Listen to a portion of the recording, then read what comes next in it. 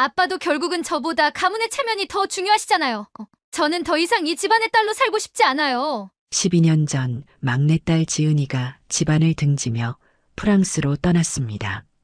그리고 2023년 대한건설 회장이었던 박 회장이 세상을 떠나며 충격적인 유언장을 남겼어요. 큰아들 민호는 수천억의 재산을, 둘째 민수는 수백억을 상속받았지만 12년 만에 돌아온 딸 지은이에게는 고작 앵무새 한 마리만 남겨졌습니다. 가족들은 모두 당황했죠. 하지만 일주일 후 그 앵무새가 입을 열었을 때 모든 것이 뒤바뀌었어요. 금고 비밀번호, 지은이 생일, 324, 진짜 유언장, 서재 금고. 과연 이 앵무새가 숨기고 있던 놀라운 비밀은 무엇이었을까요? 지금부터 믿기 어려운 이야기를 들려드리겠습니다. 영상 시청 전 구독과 좋아요 부탁드립니다. 회장님, 축사 준비는 다 되셨습니까? 최 비서가 조심스럽게 물었습니다. 대한건설 50주년 기념식장은 이미 수백 명의 하객들로 가득 차 있었죠. 박 회장님께서는 거울을 보며 넥타이를 다시 한번 매만지셨어요. 50년이라 정말 긴 세월이었구나. 그렇게 혼잣말을 하시며 깊은 한숨을 내쉬셨습니다. 오늘이 바로 박 회장이 일생일대의 꿈을 이룬 날이었어요. 1950년 경상남도 산청의 가난한 농가에서 태어난 소년이 대한민국 굴지의 건설회사를 일궈낸 거죠. 하지만 무언가 허전한 기분을 떨칠 수가 없었습니다. 무대 위에 오른 박 회장의 얼굴에는 75년 인생의 무게가 고스란히 담겨 있었어요. 존경하는 내외빈 여러분, 오늘 이 자리에 그때였습니다. 갑자기 박 회장의 몸이 흔들리더니 쓰러져 버렸어요. 회장님, 최 비서가 급히 달려왔지만 이미 박 회장은 의식을 잃은 상태였습니다. 병원 응급실은 순식간에 아수라장이 되었어요. 큰아들 민호와 둘째 민수가 급히 달려왔죠. 아버지, 정신 차리세요. 민호가 아버지의 손을 꽉 잡고 흔들었습니다. 의식을 되찾은 박 회장이 천천히 눈을 떴어요. 아들들의 걱정스러운 얼굴이 보였습니다. 한 원장이 조심스럽게 입을 열었어요. 회장님, 정밀 검사 결과가 나왔는데요. 췌장암 말기입니다. 길어야 6개월 정도로 보입니다. 병실에 있던 모든 사람들이 충격에 빠졌죠. 그런데 박 회장만은 오히려 차분했어요. 그래, 이제 정말 중요한 게 뭔지 알 수 있겠구나. 최 비서는 30년 동안 박 회장을 지켜본 사람이었어요. 회장님이 어떤 분인지 누구보다 잘 알고 있었죠. 박 회장은 시골에서 맨손으로 올라와 정말 악착같이 살았던 사람이었습니다. 하루에 서너 시간밖에 안 자면서 건설 현장을 누볐어요. 28살에 김 여사와 결혼했을 때만 해도 작은 건설업체 사장이었습니다. 김 여사는 중소기업 사장의 딸로 당시로는 박 회장보다 훨씬 좋은 집안 출신이었어요. 하지만 박 회장의 성실함을 보고 결혼을 결심했다고 하더라고요. 큰아들 민호가 태어났을 때 박 회장은 정말 기뻤습니다. 이 아이가 내 뒤를 이어 더 큰 기업을 만들어 갈 거야. 그렇게 말하며 민호를 안고 돌았어요. 2년 후 민수가 태어났을 때도 마찬가지였죠. 이제 내 사업을 이어갈 후계자들이 생겼다면서 더욱 열심히 일했습니다. 문제는 박 회장이 너무 일에만 매진했다는 거예요. 새벽 5시에 나가서 밤 11시에 들어오는 생활을 계속했습니다. 주말에도 골프 접대나 업무 미팅으로 집에 있는 시간이 거의 없었어요. 민호와 민수는 그런 아버지의 모습을 보며 자랐죠. 아버지는 돈을 벌기 위해서만 사는 사람 같아. 민호가 어릴 때 민수에게 그렇게 말했던 기억이 있어요.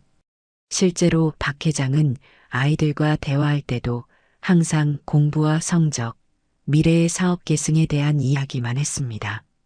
민호야, 너는 큰아들이니까 나중에 회사를 이어받아야 한다. 지금부터 경영학을 공부해야 해. 민수는 법대에 가서 변호사가 되어 형을 도와줘야 한다. 이런 식으로 아이들의 미래를 이미 다 정해놓고 있었어요. 그러다가 박 회장이 40세 되던 해 뜻밖의 일이 일어났습니다. 김 여사가 셋째 아이를 임신한 거예요.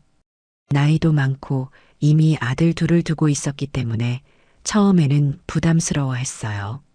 하지만 태어난 아이가 딸이라는 걸 알았을 때 박 회장의 마음에 묘한 변화가 일어났습니다. 아들들에게는 느끼지 못했던 특별한 감정이 생긴 거죠. 작고 예쁜 딸을 보며 이 아이만큼은 다르게 키워야겠다는 생각을 했어요. 지은이가 태어났을 때 박 회장은 42세였습니다. 이미 사업도 어느 정도 안정궤도에 올라 있었고 조금은 여유가 생긴 시기였어요. 그래서 지은이에게만큼은 유난히 애정을 쏟았습니다. 주말이면 지은이를 데리고 동물원에 가고 놀이공원에도 갔어요. 아들들에게는 한 번도 해주지 않았던 일들이었죠. 지은이가 좋아하는 인형을 사주고 예쁜 옷도 골라서 입혀주었습니다. 하지만 이런 박 회장의 모습을 보며 민호와 민수는 묘한 질투심을 느꼈어요. 자신들은 어릴 때부터 아버지에게 공부하라는 소리만 들었는데 지은이에게는 그런 압박을 주지 않는 것 같았거든요. 아빠는 지은이만 예뻐해. 우리한테는 왜 저렇게 안 해줬지? 형제들의 이런 감정은 점점 커져갔습니다. 최 비서가 병실 침대 옆에 앉아 있는 박 회장을 바라봤어요. 30년을 지켜본 박 회장의 모습 중에서 가장 외로워 보이는 순간이었습니다. 회장님, 지은이 양에게 연락해 보시는 게 어떨까요? 최 비서가 조심스럽게 말했어요. 박 회장의 눈에 눈물이 고였습니다. 12년 동안 연락을 끊고 지낸 막내딸 지은이 생각이 났거든요. 프랑스 어디선가 살고 있을 딸의 모습을 상상하며 박 회장은 깊은 한숨을 내쉬었습니다. 정말 이제야 무엇이 중요한지 알 것 같았어요. 우리 지은이는 정말 똑똑해. 박 회장이 5살 된 지은이의 그림을 보며 흐뭇하게 웃었습니다. 아빠 얼굴을 그린 거라며 지은이가 자랑스럽게 말했어요. 정말 잘 그렸구나. 우리 딸은 예술가가 될 거야. 박 회장이 지은이를 안아올리며 말했습니다. 하지만 이런 모습을 지켜보던 민호와 민수의 마음은 복잡했어요. 아버지가 자신들에게 보여준 적 없는 따뜻한 모습이었거든요. 민호야, 수학 몇 점 받았니? 95점이요. 5점은 왜 틀렸어? 더 열심히 해야지. 아버지는 항상 이런 식으로만 말했어요. 김 여사의 절친인 조 여사가 놀러 왔을 때였습니다. 어머나, 지은이 정말 예쁘게 컸네요. 그런데 박 회장님이 지은이만 너무 예뻐하시는 거 아니에요? 조 여사가 김 여사에게 속삭였어요. 나도 그게 걱정이야. 아들들이 서운해하는 것 같아서 말이야. 김 여사가 한숨을 쉬며 대답했습니다. 실제로 김 여사는 박 회장의 태도가 못마땅했어요. 전통적인 가치관을 가진 분이었거든요. 아무래도 아들들이 집안을 이어나가야 한다고 생각했습니다. 당신은 지은이만 예뻐하는 것 같아요. 민호와 민수도 우리 아들인데요. 김 여사가 박 회장에게 말했어요. 지은이는 어차피 시집가면 남의 집 사람이 될 텐데 너무 애지중지하지 마세요. 이런 어머니의 말을 들으며 지은이는 어린 마음에도 상처를 받았습니다. 자신이 이 집에서 진짜 가족이 아닌 것 같다는 생각이 들었어요. 민호는 성격이 온화하고 성실했습니다. 아버지의 말씀에 따라 열심히 공부했고 경영학에 관심을 가지려고 노력했어요. 하지만 마음 한구석에는 항상 서운함이 있었죠. 아버지는 왜 지은이에게만 저렇게 자상하실까? 민수는 형보다 좀 더 직설적이었어요. 아버지, 저는 꼭 변호사가 되어야 하나요? 다른 길은 생각해 볼 수 없을까요? 민수가 고등학생 때 물었습니다. 안 된다. 너는 형을 도와서 회사 법무를 담당해야 해. 박 회장의 대답은 단호했어요. 하지만 지은이에게는 달랐습니다. 지은아, 너는 뭐가 되고 싶어? 화가요. 그래, 우리 지은이는 예술가가 되는 거야. 돈만 아는 사업가 말고 정말 아름다운 일을 하는 사람이 되었으면 좋겠어. 박 회장이 지은이의 머리를 쓰다듬으며 말했습니다. 이런 차이를 목격한 민호와 민수는 점점 불만이 쌓여갔어요. 왜 우리는 선택권이 없고 지은이만 하고 싶은 걸 할 수 있는 거지? 민수가 민호에게 불평했습니다. 형도 그런 생각 들지 않아? 민호는 착한 성격이라 직접적으로 표현하지는 않았지만 속으로는 동생의 말에 공감했어요. 하지만 어쩔 수 없잖아. 우리는 아들이니까. 민호가 체념한 듯 대답했습니다. 지은이가 초등학교에 올라갔을 때였어요. 학교에서 그림 그리기 대회가 있었는데 지은이가 대상을 받았습니다. 우리 딸이 대상을 받았대. 박 회장이 회사 임원들에게 자랑스럽게 말했어요. 그리고 그날 저녁에는 지은이만을 위한 축하 파티를 열어주었습니다. 하지만 민호가 학교에서 반장에 당선되었을 때나 민수가 웅변대회에서 상을 받았을 때는 그런 특별한 관심을 보이지 않았어요. 잘했구나. 계속 열심히 해라. 이 정도의 반응이 전부였습니다. 조 여사가 또 놀러와서는 김 여사에게 말했어요. 박 회장님이 지은이한테만 너무 신경 쓰시는 거 아니에요? 나중에 아들들이 삐질 수도 있어요. 맞아요. 나도 그게 걱정이에요. 하지만 말을 안 들어요. 김 여사가 한숨을 쉬었습니다. 지은이는 정말 똑똑하고 감수성이 풍부한 아이로 자랐어요. 어릴 때부터 책을 좋아했고 그림 그리기와 피아노 연주에도 재능을 보였습니다. 박 회장은 그런 딸이 너무 자랑스러웠어요. 아빠, 저 오늘 학교에서 선생님께 칭찬받았어요. 그림을 정말 잘 그린다고 하셨어요. 지은이가 집에 돌아와 신나게 말했습니다. 정말? 우리 지은이가 그렇게 잘 그려? 아빠한테도 그림 하나 그려줄래? 박 회장이 무릎을 꿇고 지은이 눈높이에 맞춰 말했어요. 지은이가 아빠 얼굴을 그려서 선물했을 때 박 회장은 정말 감동했습니다. 이 그림은 아빠가 평생 간직할게. 그 그림을 사무실 책상 위에 액자로 만들어 놓고 매일 보며 흐뭇해했어요. 하지만 민호와 민수가 아버지를 위해 뭔가를 만들어줘도 그런 반응을 보이지 않았습니다. 고맙다, 열심히 만들었구나. 이 정도가 전부였어요. 형제는 점점 아버지에 대한 서운함이 커져갔습니다. 최 비서는 이런 가족의 모습을 옆에서 지켜보며 안타까워했어요. 회장님, 민호와 민수에게도 조금 더 관심을 보여주시면 어떨까요?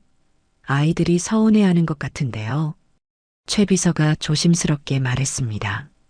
나도 아이들을 사랑해. 하지만 남자들은 어릴 때부터 엄하게 키워야 해. 지은이는 달라. 이 아이만큼은 자유롭게 키우고 싶어. 박 회장이 대답했어요. 하지만 최 비서는 이런 방식이 나중에 문제가 될 수 있다고 생각했습니다. 지은이가 서울의 유명한 미술대학에 합격했을 때 박 회장은 정말 기뻤습니다. 우리 딸이 원하던 대학에 합격했어. 회사 직원들에게 자랑스럽게 말했어요. 하지만 가족들의 반응은 차가웠습니다. 미술을 해서 뭐 할 건데? 민수가 시큰둥하게 말했어요. 집안에 도움이 되는 일을 해야지.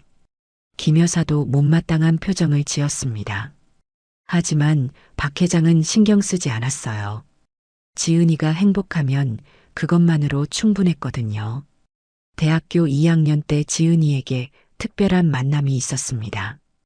같은 미술과에 교환학생으로 온 피에르라는 프랑스 청년이었어요. 피에르는 파리의 작은 갤러리 집안 아들로 미술에 대한 열정이 대단했습니다. 지은아, 너의 그림은 정말 특별해. 감정이 살아있어. 피에르가 지은이의 작품을 보며 말했어요. 지은이는 처음으로 자신의 예술을 진정으로 이해해주는 사람을 만났다고 느꼈습니다. 두 사람은 금세 가까워졌어요. 함께 미술관을 다니고 작품에 대해 이야기하며 시간을 보냈습니다. 지은이는 피에르와 함께 있을 때 가장 자신다운 모습을 보일 수 있었어요. 아버지, 소개하고 싶은 사람이 있어요. 지은이가 대학교 3학년 때 집에 와서 말했습니다. 그래, 누군데? 박 회장이 관심 있게 물었어요. 프랑스에서 온 교환학생이에요. 정말 좋은 사람이에요.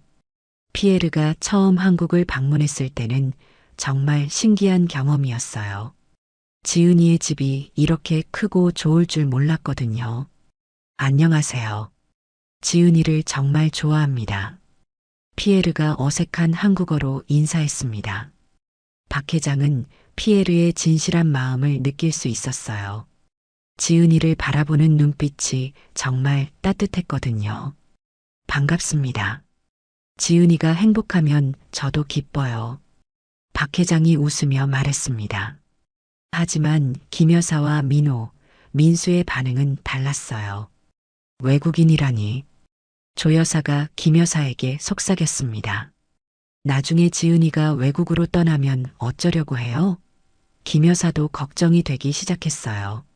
민수는 더 직설적이었습니다. 지은아, 그 사람과 정말 진지한 사이야? 네, 오빠. 저는 피에르를 정말 사랑해요. 지은이가 당당하게 대답했어요.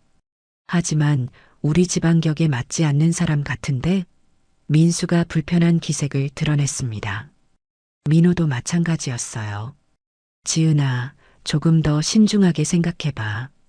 결혼은 단순히 사랑만으로 되는 게 아니야. 가문과 가문이 만나는 거거든. 민호가 형다운 조언을 했지만 지은이에게는 간섭으로 들렸어요. 저는 제가 좋아하는 사람과 결혼하고 싶어요. 가문이 뭐 그렇게 중요해요? 지은이가 반발했습니다. 이런 지은이의 모습을 보며 가족들은 당황했어요. 순수했던 막내딸이 변하고 있는 것 같았거든요. 조 여사가 김 여사에게 말했어요. 지은이가 외국인과 결혼하면 나중에 어떻게 될까요? 손주들도 외국인이 되는 거 아니에요? 그럼 우리 집안대가 끊어지는 거나 마찬가지예요. 김 여사의 걱정이 더욱 커졌습니다. 당신, 지은이 일 좀 말려야 해요. 외국인과 결혼하게 놔둘 순 없잖아요. 김 여사가 박 회장에게 말했어요. 하지만 박 회장은 망설였습니다. 지은이가 행복하면 되는 거 아닌가? 국적이 그렇게 중요한가? 하지만 가족들의 압박은 계속되었어요. 특히 민수가 강하게 반대했습니다. 아버지, 지은이 때문에 우리 집안 체면이 말이 아니에요. 동네 사람들이 뭐라고 할까요? 피에르는 그냥 평범한 집안 출신이에요. 지은이도 그럭저럭 좋은 집안으로 시집 보내야죠. 민호도 동생을 설득하려 했어요. 하지만 지은이는 점점 가족들에게 실망하고 있었습니다. 피에르도 이런 상황을 느끼고 있었어요. 지은아, 내 가족들이 나를 좋아하지 않는 것 같아. 내가 문제인가? 피에르가 걱정스럽게 물었습니다. 아니에요. 제가 해결할게요. 지은이가 피에르의 손을 꽉 잡으며 말했어요. 박 회장은 그 사이에서 정말 고민이 많았습니다. 딸을 사랑하지만 다른 가족들의 반대를 무시할 수도 없었어요. 최 비서에게 털어놓기도 했습니다. 나는 지은이가 행복했으면 좋겠는데 가족들이 모두 반대하니 어떻게 해야 할지 모르겠어. 회장님, 지은이 양의 행복이 가장 중요하지 않을까요? 최 비서가 조심스럽게 의견을 말했어요. 하지만 박 회장은 결정을 내리지 못했습니다. 조금 더 생각해보자. 그렇게 말하며 시간을 끌었어요. 하지만 지은이에게는 그런 아버지의 모습이 배신으로 느껴졌습니다. 자신만은 달리 대해주었던 아버지도 결국은 다른 가족들과 같다는 생각이 들었거든요. 아버지도 결국 저보다는 가문의 체면이 더 중요하시는 거네요. 지은이의 마음에 깊은 상처가 생기기 시작했습니다. 가족들의 사랑을 받으며 자랐다고 생각했는데 정작 중요한 순간에는 혼자라는 걸 깨달았어요. 피에르만이 자신을 진정으로 이해해주는 사람이라는 생각이 더욱 확고해졌습니다. 지은이와 피에르의 관계가 더욱 깊어질수록 가족들의 반대도 심해졌어요. 특히 김 여사는 더 이상 참을 수 없다고 생각했습니다. 지은아, 엄마와 진지하게 이야기 좀 하자. 김 여사가 지은이를 부르며 말했어요. 엄마는 내가 행복했으면 좋겠어. 하지만 결혼은 신중해야 해. 피에르는 좋은 사람일지 몰라도 우리와는 너무 다르잖아. 김 여사가 설득하려 했지만 지은이는 이미 마음을 굳힌 상태였어요. 엄마, 저는 피에르를 사랑해요. 그 사람과 함께 있을 때가 가장 행복해요. 지은이가 단호하게 말했습니다. 하지만 사랑만으로는 안 돼. 문화도 다르고 언어도 다른데 어떻게 살 거야? 김 여사가 걱정스럽게 물었어요. 저희가 알아서 할게요. 사랑하면 모든 걸 극복할 수 있어요. 지은이의 대답을 들은 김 여사는 한숨을 쉬었습니다. 아직 어려서 모르는 거야. 나중에 후회할 텐데. 김 여사가 중얼거렸어요. 민수는 더욱 직설적으로 나왔습니다. 지은아, 정신 차려. 내가 외국인과 결혼하면 우리 집안 체면이 어떻게 되는지 생각해봐. 민수가 화를 내며 말했어요. 오빠는 왜 저의 행복보다 체면이 더 중요해요? 지은이도 맞섰습니다. 체면이 중요한 게 아니야. 현실을 생각하라는 거야. 피에르가 너를 프랑스로 데려가면 우리는 언제 볼 수 있겠어?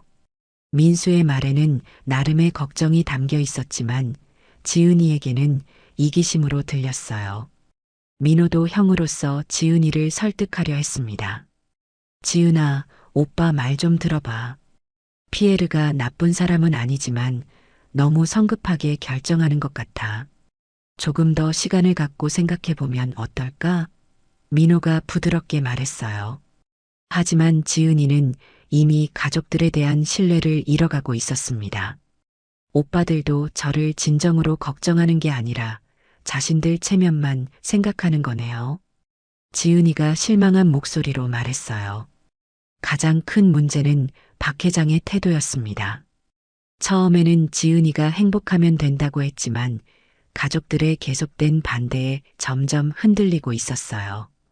지은아, 아빠도 내 행복을 원해. 하지만 가족들 의견도 들어봐야 하지 않겠니? 박 회장이 우물쭈물 말했습니다. 아빠도 결국 다른 사람들과 똑같으시네요. 저만은 다르게 생각해 주실 줄 알았는데요. 지은이가 박 회장을 바라보며 말했어요. 박 회장은 딸의 실망한 눈빛을 보며 가슴이 아팠지만 어떻게 해야 할지 몰랐습니다.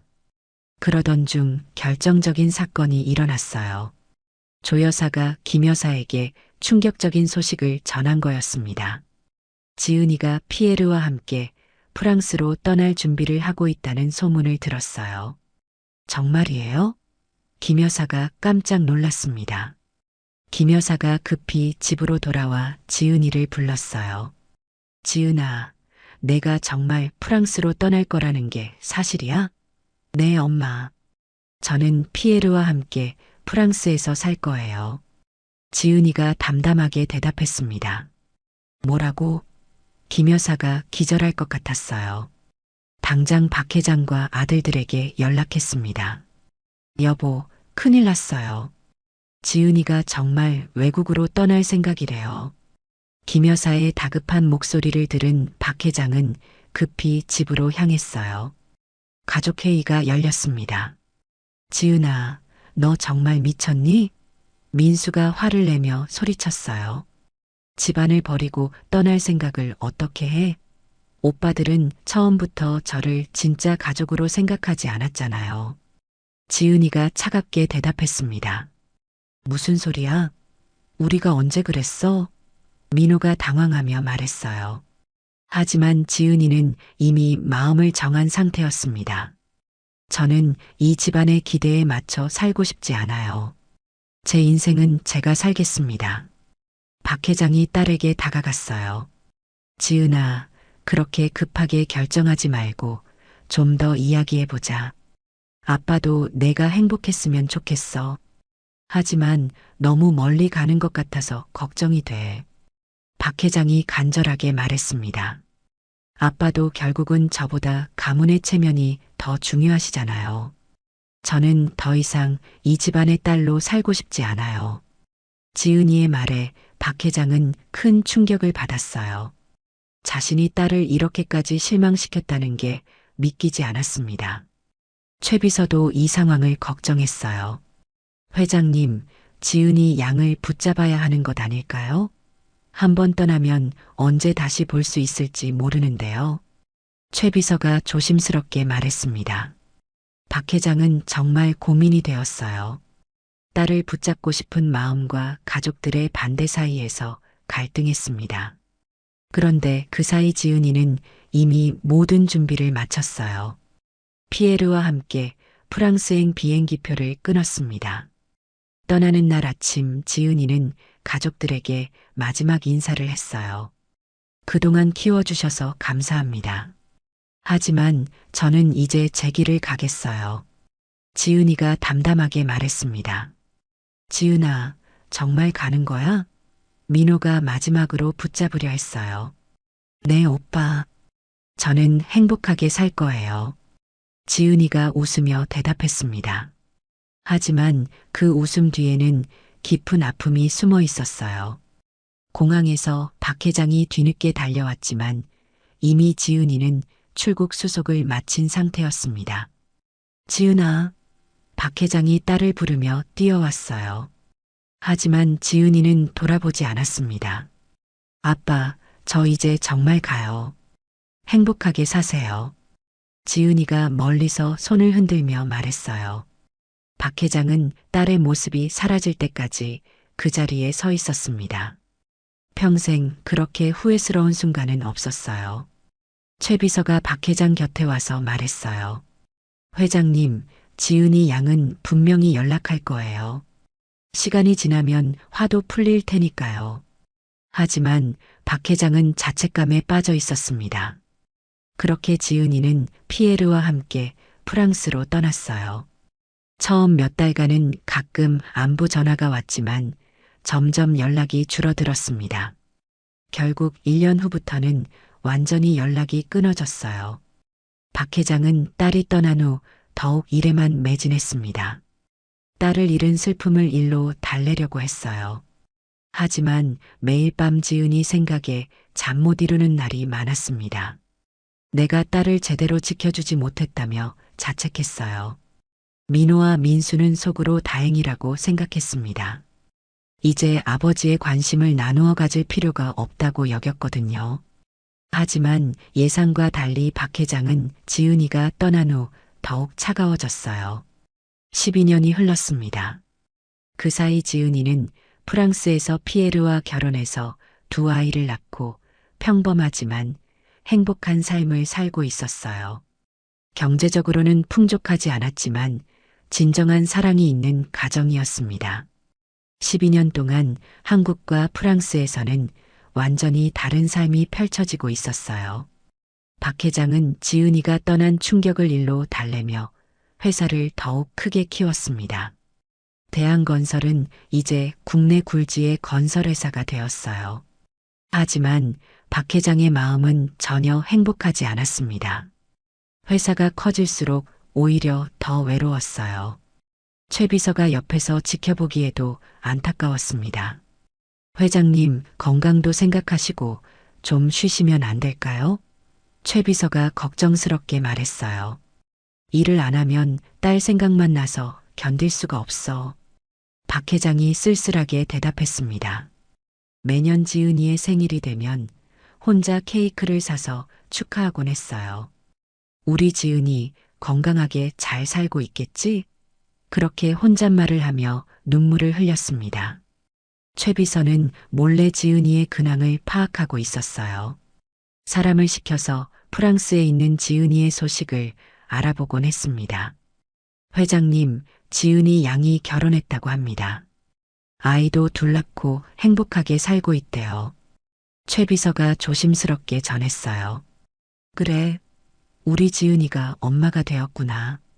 박 회장의 눈에 눈물이 고였습니다. 손주를 한 번도 보지 못한 채 할아버지가 되었다는 사실이 가슴 아팠어요. 하지만 먼저 연락할 용기는 나지 않았습니다. 한편 민호는 아버지의 뜻에 따라 회사에 들어와 열심히 일하고 있었어요. 하지만 아버지만큼의 열정은 없었습니다. 어릴 때부터 강요받아서 한 일이라 진정한 재미를 느끼지 못했거든요. 민호는 30세에 재벌가 딸과 결혼했어요. 박 회장이 정해준 결혼이었습니다. 민호야, 이 집안과 결혼하면 우리 사업에도 도움이 될 거야.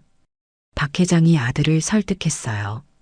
민호는 별다른 반대 없이 순종했습니다.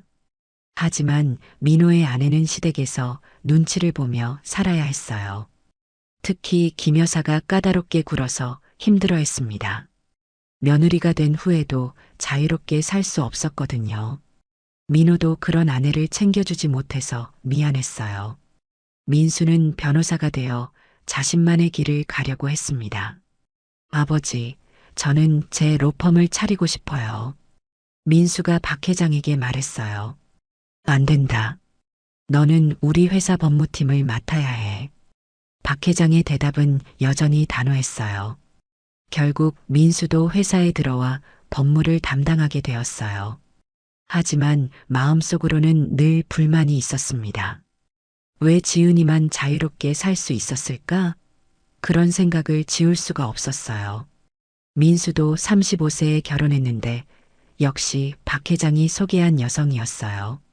판사 출신의 능력 있는 여성이었지만 민수에게는 사랑이라기보다 조건에 맞는 결혼이었습니다. 두 형제 모두 결혼 후 자녀를 낳았어요. 민호에게는 아들 하나와 딸 하나, 민수에게는 아들 둘이 있었습니다. 박 회장은 손주들을 예뻐했지만 마음 한구석에는 늘 지은이의 아이들에 대한 그리움이 있었어요. 프랑스에서 지은이의 삶은 완전히 달랐습니다. 피에르와 함께 파리 외곽의 작은 집에서 살고 있었어요. 피에르는 작은 갤러리를 운영했고 지은이는 미술 강사로 일하며 아이들을 키웠습니다. 경제적으로는 풍족하지 않았지만 진정한 행복이 있었어요. 지은아, 오늘 내 그림이 또 팔렸어. 피에르가 기쁘게 말했어요. 정말요? 고마워요. 지은이가 환하게 웃었습니다. 지은이는 딸 소피아와 아들 루카를 낳고 행복한 엄마가 되었어요. 아이들은 한국어와 프랑스어를 모두 할 줄 알았습니다. 엄마, 할아버지는 언제 볼 수 있어요? 소피아가 물었어요. 언젠가는 볼 수 있을 거야. 지은이가 아이를 안으며 말했어요. 하지만 속으로는 복잡한 심정이었습니다.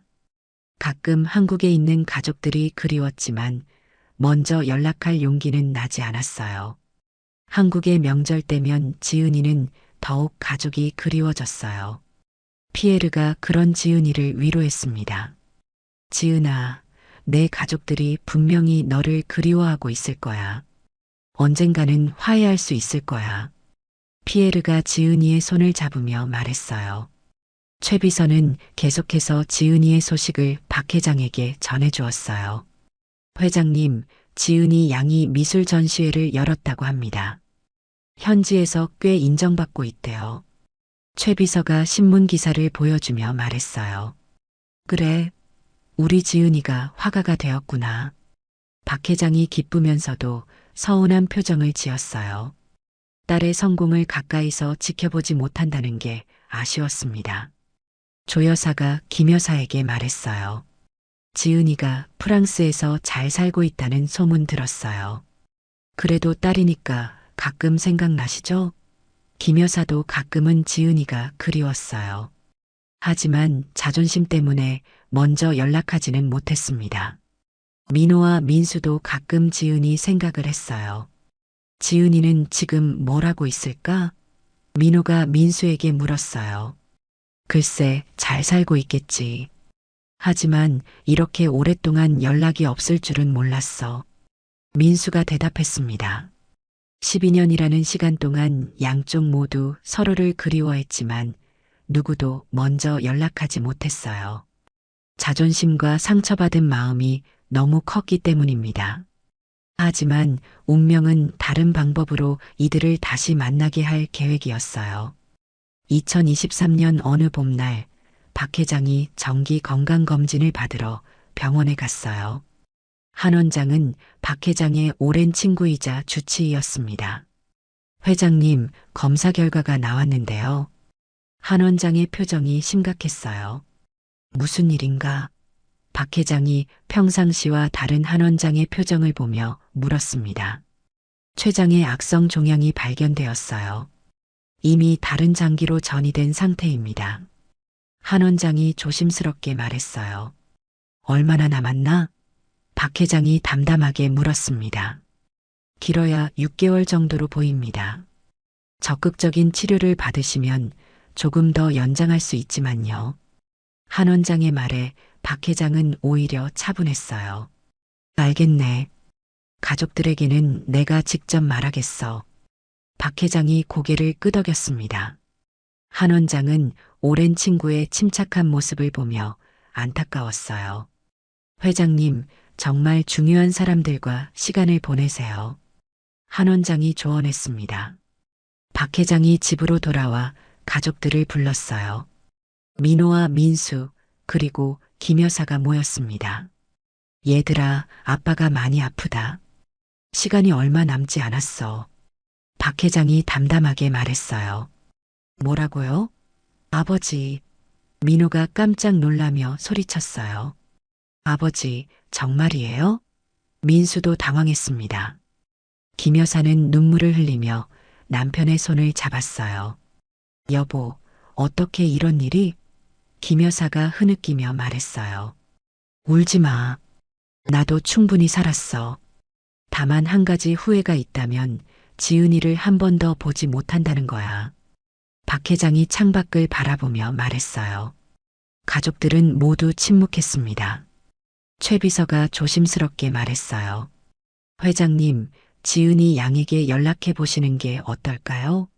이제라도 늦지 않았습니다. 최 비서의 말에 박 회장은 깊은 생각에 빠졌어요. 그날 밤 박 회장은 잠을 이루지 못했어요. 그동안 만나지 못한 딸이 자꾸 생각났습니다. 죽기 전에 지은이를 꼭 한번 보고 싶다는 마음이 간절했어요. 다음 날 박 회장이 최 비서에게 말했어요. 지은이 연락처를 알아봐 줄 수 있나?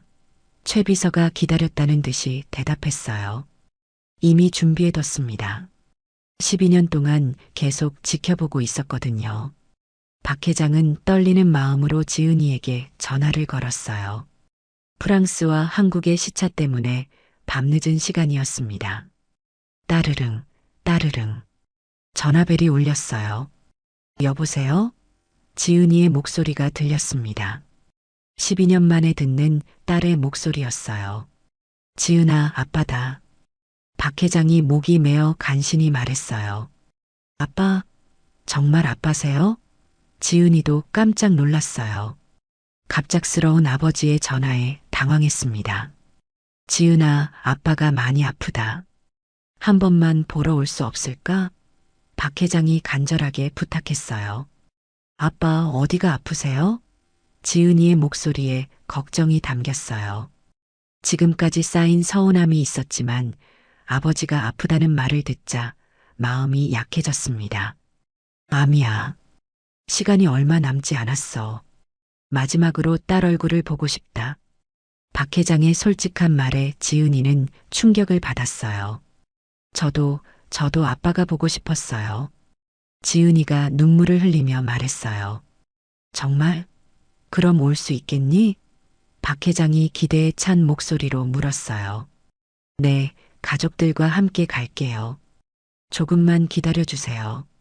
지은이가 대답했습니다. 피에르도 지은이의 결정을 지지했어요. 지은아, 가족과 화해할 수 있는 좋은 기회야. 아이들도 할아버지를 만나야지. 피에르가 지은이를 격려했습니다. 일주일 후 지은이가 피에르와 아이들과 함께 한국에 도착했어요. 공항에는 박 회장과 최 비서가 나와 있었습니다. 12년 만에 만난 아버지는 많이 늙어 있었지만 딸을 보는 눈빛은 여전히 따뜻했어요. 아빠, 지은이가 달려가 박 회장을 안았어요. 지은아, 많이 컸구나. 박 회장이 딸을 꽉 안으며 눈물을 흘렸습니다. 주변 사람들도 모두 감동했어요. 이분들이 제 남편 피에르와 아이들이에요. 지은이가 가족을 소개했어요. 안녕하세요, 할아버지. 소피아와 루카가 어색하지만 한국어로 인사했습니다. 어머나, 우리 손주들이 이렇게 컸구나. 박 회장이 아이들을 보며 기뻐했어요. 12년 만에 처음 보는 손자, 손녀였지만 금세 친해졌습니다. 집으로 돌아온 지은이를 보고 김 여사와 민호, 민수도 복잡한 심정이었어요. 12년 동안 못 본 가족이니 반가웠지만 한편으로는 어색하기도 했습니다. 지은아, 오래간만이야. 민호가 어색하게 인사했어요. 오빠, 보고 싶었어요. 지은이가 웃으며 대답했습니다. 하지만 여전히 어색한 분위기는 가시지 않았어요. 한 원장이 박 회장을 진료하러 집에 왔을 때 말했어요.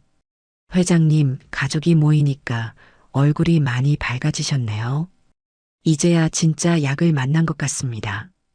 한 원장이 미소 지으며 말했어요. 박 회장은 남은 시간 동안 지은이와 손주들과 최대한 많은 시간을 보내려고 했어요. 손주들에게 장난감도 사주고 옛날 이야기도 들려주었습니다. 12년간 못해준 할아버지 역할을 하려고 노력했어요. 박 회장의 건강이 급격히 나빠지면서 가족들은 마음의 준비를 하고 있었어요. 그런데 박 회장이 갑자기 유언장을 작성하겠다고 발표했습니다. 얘들아, 내가 유언장을 써야겠다. 박 회장이 가족들을 불러 모으고 말했어요. 아버지, 아직 그런 말씀하지 마세요. 민호가 슬픈 표정으로 말했어요. 아니야, 미리 준비해 두는 게 좋을 것 같아. 박 회장이 단호하게 말했습니다. 유언장 작성 당일 변호사가 집으로 왔어요. 가족들이 모두 모인 가운데 박 회장이 유언장을 발표했습니다. 내 전 재산은 큰아들 민호와 둘째 아들 민수가 8대2로 나누어 가진다. 박 회장이 차분하게 말했어요. 민호와 민수는 예상했던 대로라고 생각했어요. 하지만 박 회장의 다음 말에 모두가 놀랐습니다. 단 막내딸 지은이에게는 내가 기르던 앵무새 까치만을 남긴다. 박 회장이 말했어요. 뭐라고요? 지은이가 깜짝 놀랐어요. 앵무새 한 마리만요? 가족들도 모두 어리둥절했습니다. 아버지, 그게 무슨 말씀이세요?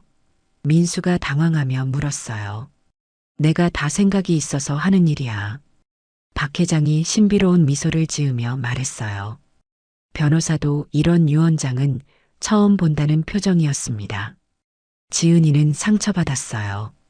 12년 만에 돌아왔는데 앵무새 한 마리만 준다니 너무 서운했습니다. 아빠, 저는 돈이 필요해서 온 게 아니에요. 하지만 이렇게 하시면 너무 서운해요. 지은이가 눈물을 글썽이며 말했어요. 민호와 민수는 표면적으로는 지은이를 위로했지만 속으로는 다행이라고 생각했어요. 지은아, 아버지 마음을 이해해봐. 분명히 이유가 있으실 거야. 민호가 말했어요. 그런데 까치는 어떤 앵무새일까요? 지은이가 물었어요. 아프리칸 그레이라는 종이야. 정말 똑똑한 새야. 박 회장이 설명했어요. 5년 전부터 기르기 시작했는데 사람 말을 정말 잘 따라해. 박 회장이 자랑스럽게 말했어요. 까치는 거실 한쪽에 있는 큰 새장에서 살고 있었어요. 회색빛 깃털에 빨간 꼬리를 가진 중간 크기의 앵무새였습니다. 안녕하세요. 까치예요. 까치가 지은이를 보며 말했어요. 어머, 정말 말을 잘하네요.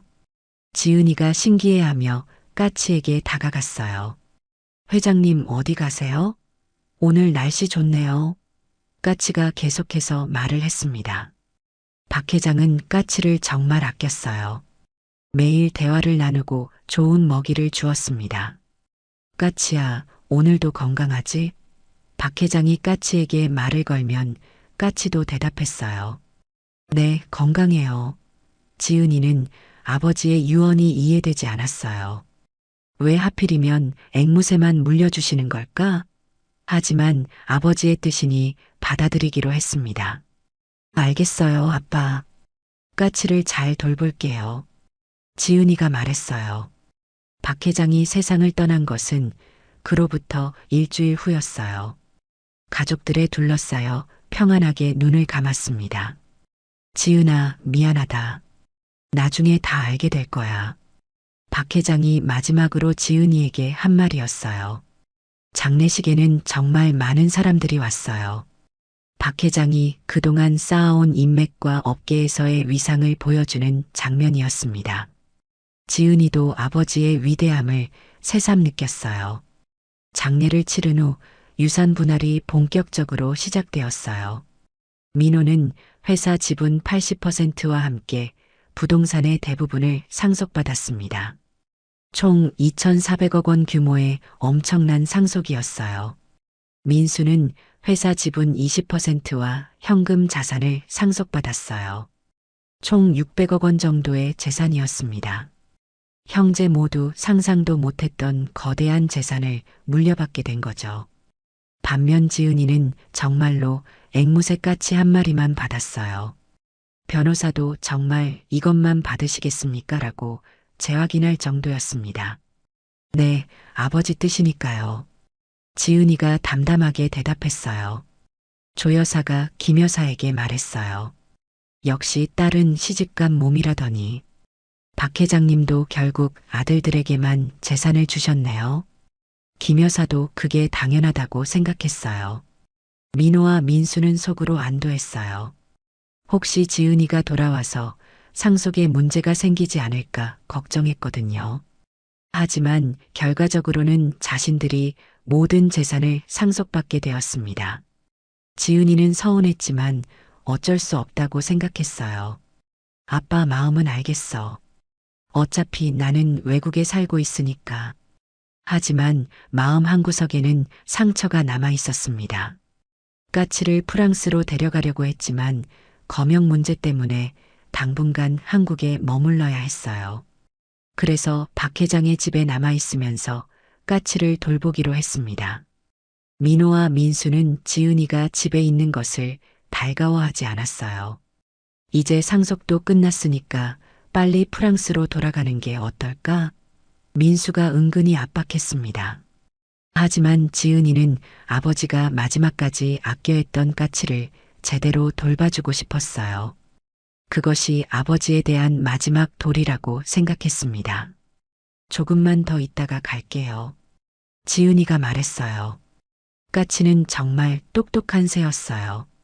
박 회장이 없어진 후에도 계속 그를 찾았습니다. 회장님 어디 가세요? 언제 오세요? 까치가 슬픈 목소리로 말했어요. 지은이는 까치를 보며 아버지를 그리워했어요. 아버지가 이 새를 얼마나 사랑했는지 알 수 있었습니다. 까치야, 이제 내가 너를 돌봐줄게. 지은이가 까치에게 말했어요. 고마워요. 까치가 대답했어요. 하지만 까치는 여전히 박 회장을 그리워하는 것 같았습니다. 지은이는 아버지가 왜 자신에게 까치만을 남겼는지 궁금했어요. 혹시 아버지가 특별한 의미를 담으신 건 아닐까? 지은이가 생각해봤지만 답을 찾을 수 없었어요. 단순히 아버지가 아꼈던 새를 자신이 돌봐주기를 원한 것일 수도 있었습니다. 최 비서도 가끔 와서 까치를 보며 박 회장을 그리워했어요. 회장님이 까치를 정말 아끼셨는데 지은이 양이 잘 돌봐주시니까 안심이에요. 최 비서가 말했어요. 그런데 까치의 행동에는 뭔가 특별한 게 있었어요. 가끔 이상한 말을 중얼거리곤 했습니다. 하지만 지은이는 그냥 앵무새가 하는 평범한 행동이라고 생각했어요. 상속이 끝난 지 일주일 후 지은이는 까치와 더 많은 시간을 보내고 있었어요. 아버지가 남겨준 유일한 것이니 소중히 돌봐야겠다고 생각했습니다. 까치야, 오늘은 뭘 할까? 지은이가 까치에게 말을 걸었어요. 그런데 까치가 갑자기 이상한 말을 하기 시작했어요. 금고 비밀번호. 까치가 또렷하게 말했습니다. 뭐라고? 지은이가 깜짝 놀랐어요. 금고 비밀번호라니 처음 듣는 말이었거든요. 지은이 생일 0324. 까치가 계속해서 말했어요. 진짜 유언장. 서재 금고. 까치의 말에 지은이는 점점 놀라기 시작했습니다. 이런 구체적인 말들은 처음 듣는 것이었어요. 이상하다. 까치가 이런 말을 왜 하는 거지? 지은이가 혼잣말을 했어요. 앵무새는 보통 반복해서 들은 말만 하는데 까치가 이런 정보를 말한다는 것이 신기했습니다. 혹시나 해서 지은이는 아버지의 서재로 갔어요. 서재를 자세히 살펴보니 책장 뒤에 작은 금고가 하나 있었습니다. 평소에는 책에 가려져서 잘 보이지 않았던 곳이었어요. 까치가 말한 대로 자신의 생일 324를 입력해 보니 금고가 열렸어요. 지은이는 손이 떨렸습니다. 정말 열리다니 까치가 한 말이 사실이었던 거예요. 금고 안에는 두꺼운 봉투 하나가 들어 있었어요. 봉투에는 진짜 유언장, 지은이에게라고 쓰여 있었습니다. 지은이는 더욱 놀랐어요. 진짜 유언장이라니, 그럼 지금까지 본 것은 가짜였다는 말인가요? 지은이는 떨리는 손으로 봉투를 열었어요. 그 안에는 박 회장의 친필로 쓰인 편지가 들어 있었습니다. 사랑하는 딸 지은아라고 시작되는 편지였어요. 사랑하는 딸 지은아, 이 편지를 읽고 있다면 까치가 제대로 일을 해낸 거구나. 아빠는 까치에게 5년 동안 매일 이 말들을 가르쳤단다. 언젠가 내가 이 비밀을 알아주기를 바라면서 말이야. 지은이는 편지를 읽으며 눈물이 났어요. 아빠가 처음 발표한 유언장은 가짜야. 진짜 유언장은 따로 있어. 하지만 아빠는 내가 스스로 이 진실을 찾아주기를 원했어. 그래서 까치를 내게 남긴 거야. 편지의 내용에 지은이는 더욱 놀랐습니다. 내가 12년 동안 연락을 끊고 살았지만 아빠는 하루도 너를 잊은 적이 없어. 매년 내 생일에는 프랑스로 편지를 보내려고 했지만 용기가 없어서 결국 보내지 못했어. 그 편지들도 이 금고에 있어. 지은이가 금고를 다시 살펴보니 정말로 12년간 쓰다가 보내지 못한 편지들이 가득 들어 있었어요. 아빠가 왜 이런 복잡한 방법을 썼는지 궁금하지? 그건 내가 정말로 아빠를 용서했는지, 그리고 가족에 대한 사랑이 남아있는지 확인하고 싶었기 때문이야. 편지를 읽으며 지은이는 아버지의 마음을 이해할 수 있었어요. 편지 뒤에는 진짜 유언장이 있었어요. 내용은 충격적이었습니다. 내 전 재산은 막내딸 지은이가 상속받는다. 단 지은이가 오빠들과 화해하고 가족의 소중함을 깨달았을 때만 유효하다. 지은이는 믿을 수 없었어요. 민호와 민수에게는 각각 10억씩만 남기고 나머지는 모두 지은이가 상속받는다는 내용이었어요. 총 재산 3천억 중에서 2,980억을 지은이가 받는다는 것이었습니다. 하지만 조건이 있었어요. 지은이가 돈보다 가족이 더 소중하다는 것을 보여줄 때만 유효하다는 것이었습니다. 그리고 오빠들과 진정으로 화해했을 때만 재산을 받을 수 있다고 되어 있었어요. 지은이는 편지를 다 읽고 나서 한참 동안 울었어요. 아버지가 자신을 얼마나 사랑했는지 알 수 있었거든요. 12년간 자신을 그리워하며 매년 편지를 썼다는 것도 감동적이었어요.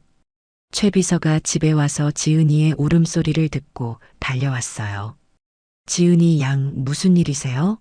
최 비서가 걱정스럽게 물었어요. 지은이는 최 비서에게 모든 것을 보여주었습니다. 아, 드디어 찾으셨군요. 최 비서가 안도의 표정을 지었어요. 최 비서님도 알고 계셨어요? 지은이가 놀라며 물었어요.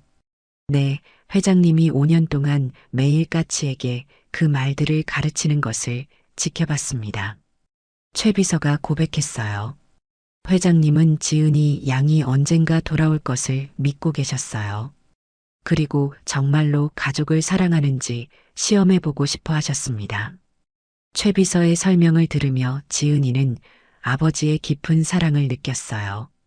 지은이는 민호와 민수를 불러서 진실을 알려주었어요. 오빠들, 보여드릴 게 있어요. 지은이가 오빠들을 서재로 데려갔습니다. 그리고 진짜 유언장과 편지들을 보여주었어요. 뭐야, 이게? 민수가 깜짝 놀랐어요. 아버지가 정말 이런 일을 하셨다고? 민호도 믿을 수 없다는 표정이었습니다. 하지만 아버지의 친필을 보니 의심할 여지가 없었어요. 그런데 지은이가 놀라운 말을 했어요. 오빠들, 저는 이 재산을 혼자 가질 생각이 없어요. 우리 셋이서 똑같이 나눠 가져요. 지은이의 말에 민호와 민수는 더욱 놀랐습니다. 지은아, 그게 무슨 말이야? 아버지가 너에게 주신 건데. 민호가 당황하며 말했어요. 저는 돈보다 가족이 더 소중해요. 아버지도 그걸 원하셨을 거예요. 지은이가 웃으며 대답했어요.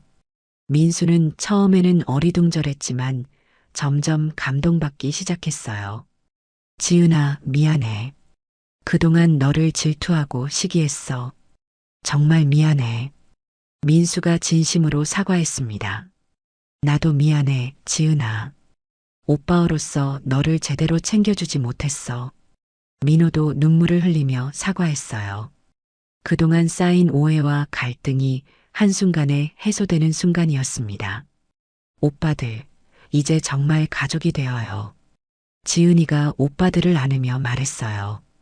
그렇게 박씨 3남매는 진정한 화해를 이루었습니다.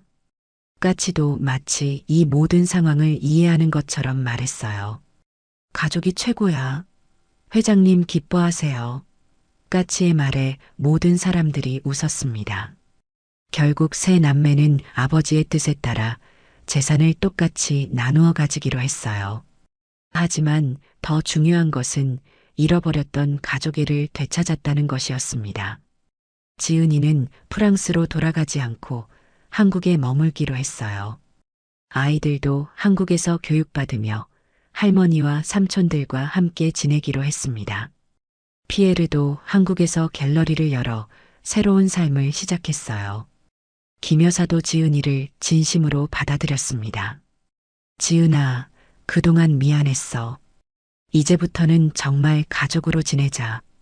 김 여사가 며느리와 손녀, 손자들을 안으며 말했어요.